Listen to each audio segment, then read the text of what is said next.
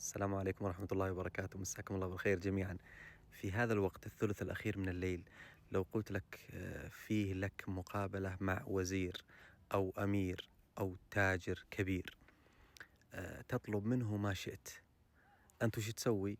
تترك كل شغلك اللي في يدك وتركب سيارتك وتروح يم هذا الوزير أو هذا الأمير أو هذا التاجر الثري حتى تطلب منه حاجتك. رب الأمير ورب الوزير ورب التاجر ورب الناس أجمعين ينزل في الثلث الأخير من الليل وهو أكرم الأكرمين وأغنى الأغنياء ويحب أن يعطي، فيقول: من يدعوني فأستجيب له، من يستغفرني فأغفر له، من يسألني فأعطيه، هل من مسترزق فأرزقه، هل من مستكشف فأكشف الضر عنه.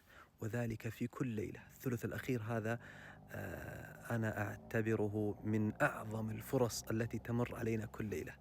فيا أخي المبارك، اترك عنك الوزير والأمير والتاجر وكل الناس وتعلق برب الناس الغني الرزاق الذي لا يرد من قصد بابه، واسجد بين يديه واطلب حاجتك، لا يخيبك أبدا.